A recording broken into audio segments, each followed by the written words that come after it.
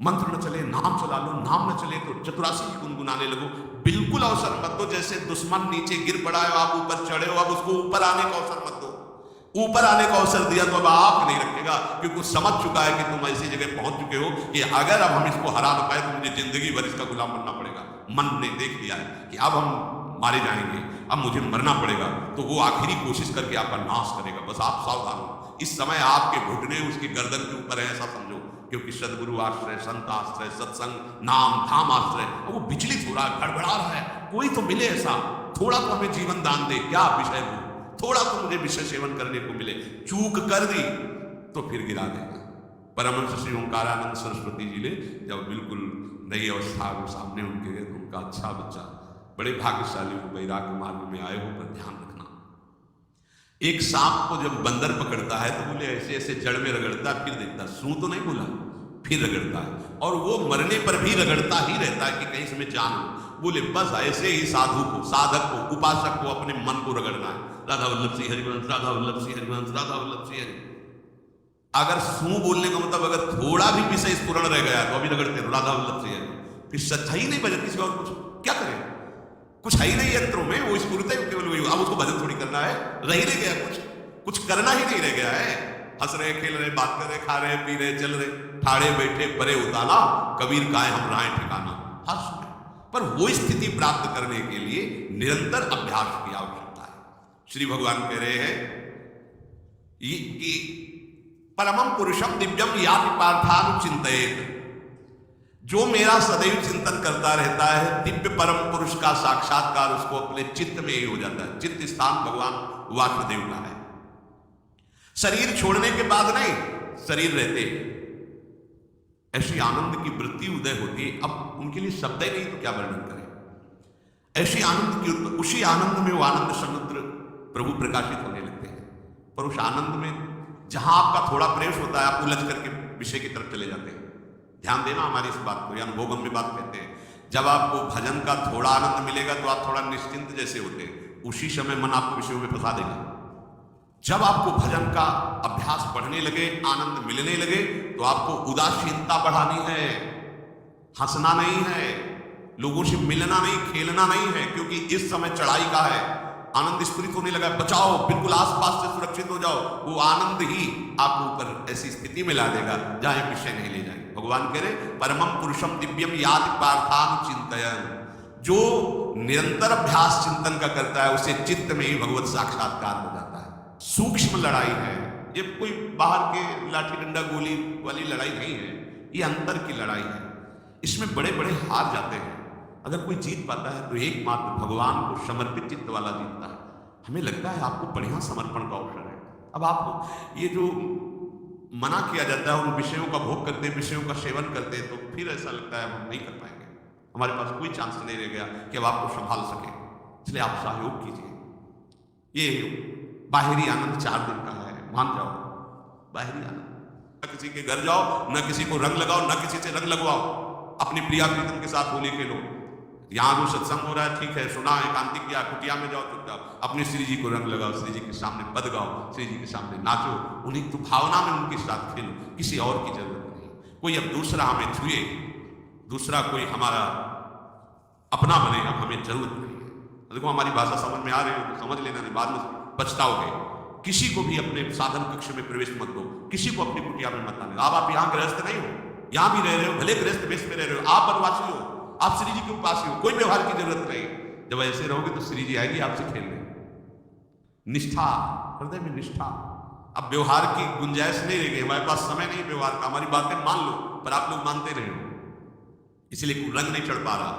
अरे वो बेचैन है आपके साथ खेलने के लिए, उनकी तरफ जब देखो ना तो बेचैन है, पर उनकी तरफ कोई देखना ही नहीं चाहता। वो तो यही से फुर्सत नहीं मिलती भोगों से खेलने के लिए, संसार के राग में खेलने के लिए। अरे वो तो लालायित है, वो तो खुशी हो रही है कि हमारा शरणागत हो गया, अभी हमारी सेचरी बनेगा, हमारी सेवा में आएगा। शरणागत होकर के पीठ कर लिया श्री जी की तरफ, मुख कर लिया संसार की तरफ, तो दोनों लाडले उदास बैठ जाते हैं। अब क्या करें, ये तो उधर मुख करके जा रहा है, चलो फिर कभी लौटेगा, वो फिर इंतजार कर रहे हैं। विमुख भये निमिषो न अकृपा जब चित्ते हो। अभ्यास करो नाम जब। कोई होली दिवाली त्योहारी, हमारा सारा त्योहार लाडली लाल से, इन्हीं के साथ खेलो। देखो तुम्हें बताएं, जो बच्चा बाहर खेलने नहीं जाता तो माता पिता उसके साथ खेलने लगते। कैसे? घुटने के बल चल रहा है तो वो पिता भी घुटने के बल चलेगा उसके साथ साथ। वो तोतली बोलेगा तो वो भी तोतली बोलेगा। देखा कभी ऐसा? ऐसा कर तो ये हमारे स्वामी भी जब देखेंगे कि अरे ये तो किसी से राजी नहीं है, केवल हमसे खेलना चाहता है, इनके लाने का एक ही उपाय है, ध्यान रखना, अनन्य व्रत नहीं चाहिए हमें। और जैसे कल आप सुन रहे थे, पपीहा बन के रहो रे, बस यही चातर व्रत नहीं है, नहीं चाहिए। अगर हमारे रंग पड़ेगा तो लाडली लाल को पड़ेगा, हम खेलेंगे तो लाडली लाल के साथ खेलेंगे, नहीं तो अब आजीवन नहीं खेलेंगे। अपनी तरफ आकर्षित करने के लिए अनन्यता ही व्रत है। रसना कटो जो अनटो, निरखन फुटो, नए श्रवण फुटो जो अनसुनो श्री राधा में। कोई भी सत्संगी कोई व्यसन न करे, अन्य किसी से संपर्क न करे, खूब पद गाओ, खूब नाचो, अपना दरवाजा कुटिया को बंद करके खूब रो, नाचो, खेलो, कूदो, उन्हीं से वो खेलने लगेंगे। उनको चैन नहीं है आपके सिवा, आप चैन से रह रहे हो। हमारे प्रिय प्रीतम आपका इंतजार कर रहे हैं, तभी आप पर है की कृपा की। ये बात अंदर की समझो, प्रिया प्रीतम अंदर से आपको बहुत प्यार करते हैं, पर हम देखते हैं कि आप प्रिया प्रीतम से प्यार नहीं करते। आप संसार की तरफ बढ़ते जा रहे हो, हाथ फैला खड़े, मेरी तरफ आ जा। ये हमारे भगवान नहीं है, ये हमारे लाडली लाल है। हम इनको भगवान नहीं, ये तो प्रेम के खिलौना दो खेलत है प्रेम खेल। हमारे रसिकों ने इनको भगवान नहीं माना। अगर कोई संकट आया तो अपने आंचल में छुपा के इनको लेके भागे। ये नहीं सोचा कि अखिल लोग ब्रह्मांडों का ईश्वर, इसको छुपा के भागने की क्या जरूरत है। चाहे बिहारी जी को, चाहे राधा वल्लभ लाल के साथ खेलना है, इन्हीं में रहना है, अब इन्हीं के पास रहना है, इन्हीं में रहना है। दो बात ध्यान रखो, इन्हीं के पास रहना है, इन्हीं में रहना है, बस। अब यही हम नहीं कर पाते, वही जो शुरुआत सत्संग में की थी, सबकी ममता ताक टूरी मम पद मने। ये भारी बात है, भारी बात है। जितनी जल्दी आप उदास हो जाओ संसार से, उतनी जल्दी मुस्कुराहट आ जाएगी प्रिया प्रीतम के मुख में आपके लिए। आप जब मुस्कुरा रहे हो उधर, तो वो उदास बैठे कि हमारी तरफ क्यों नहीं देख रहा। अब हमें अपने प्यारे को उदास नहीं करना, प्यारे को मुस्कुराहट से युक्त करना है। क्या हम उदास हैं? ताते मौन रहे वो उचित है, जगते भयो फिरे बैरागी, वृंदावन रस में अनुरागी। खूब चिंतन परायण रहो, कोई भी विषय का सेवन ऐसा ना करो जो आपकी बुद्धि भ्रष्ट कर। कोई आपने ऐसा गंदा विषय, गंदी बात, गंदी चेष्टा, आप परसों नरसों, फिर आगे क्या? आपका जो साधन मार्ग वो ढक जाएगा, फिर प्रमाद छा जाएगा। हमें किसी भी उत्सव में, किसी भी उत्साह में अपनी प्यारी जो की अनन्यता और सिद्धांत को नहीं छोड़ना, अपने मार्ग में चल। ये अध्यात्म है, अध्यात्म, ये सीधे भगवत प्राप्ति की बातें हैं। यद करोषि, जो भी तुम करोगे वो तुम्हें अपने आराध्य देव के लिए करना है, आराध्य देव को समर्पित करना है। देहाभिमान अभी कुछ ही समय में गलित हो रहा है। ऐसा आपको, जब आपका अपमान हो और आपको कोई फर्क ना पड़े, आपका सम्मान हो, आपको कोई हर्ष नहीं हुआ, बड़ा लाभ हो गया, कोई सुख नहीं हुआ, बड़ी हानि हो गई, कोई दुख नहीं हुआ। शरीर स्वस्थ है, कोई हर्ष का विषय नहीं, शरीर अस्वस्थ है, कोई शोक का विषय नहीं। यह है देहाभिमान गलित होने का स्वरूप। जो भी हम करें, पापाचरण भी करें तो श्री भगवान को अर्पित कर दे। बोले नहीं, तस्मात् शास्त्रम प्रमाणम ते कार्याकार्यो व्यवस्थितो। जो तुम्हें करना है उसमें प्रमाणित कार्य करने हैं, शास्त्र के अनुसार। यत करोषि, अब जो भी करोगे शास्त्र सम्मत करोगे और प्रभु को समर्पित करोगे, प्रभु को भोग लगाओगे, देहाभिमान गलित हो जाए। मान लो मेरी बात, ये सब 4 दिन के उत्सव, 4 दिन की चांदनी है। शोक समाज पूरा तैयार हो रहा है हमारे ऊपर आक्रमण करने के लिए। तुम्हें क्या पता, शोक का अंधेरा छाने के पहले ही व्यवस्थित जहां पहुंचना वहां पहुंच जाओ, फिर अंधेरा छा जाएगा, कोई फर्क नहीं पड़ेगा। अभी आप यात्रा ही नहीं प्रारंभ किए हैं और अंधेरा आ गया तो मार्ग ढक जाएगा और जीवन व्यर्थ चला जाएगा। कुछ भी मत खाओ। कैसी धूर्तता हमारी बुद्धि में बैठी है। रसेंद्री की तृप्ति के लिए हम गुरुजनों की आज्ञा को रौन करके चंद विषयों का सेवन करते हैं। धिक्कार है जीवन को।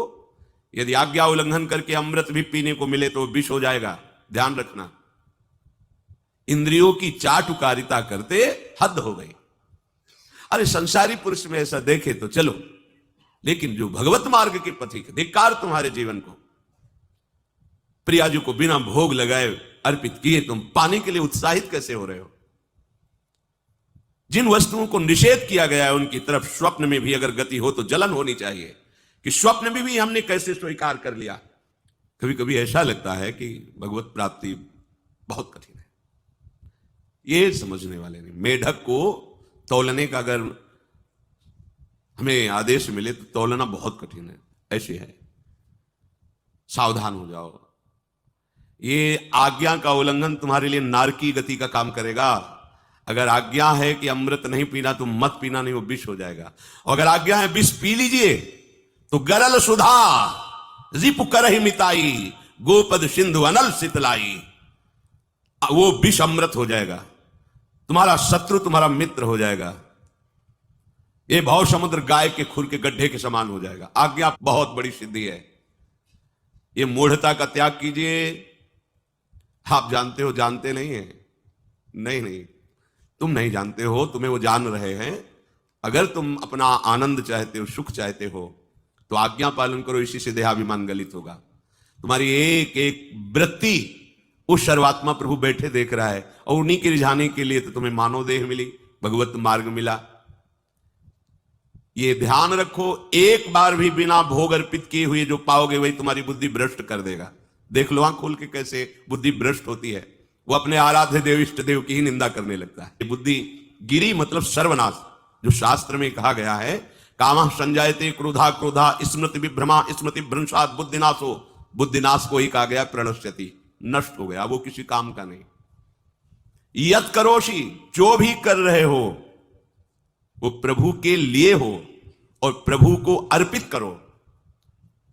यदश्नाशि, जो भी असन भोजन करते हो, जो भी तुम्हारी जिह्वा में जाए, अगर तुम इसी जन्म में भगवत प्राप्ति करना चाहते हो तो बिना भोग लगाए मत पाना, मान लीजिए। फिर कह रहे यज्जुहोषि, जो भी तुम हवन का तात्पर्य होता है भागवतिक कार्य करते हो, वो प्रभु को अर्पित कर दो, बड़ा सुख मिलेगा। जो तुम ददाशी, किसी को भी कुछ भी देते हो, प्रभु को दे दीजिए।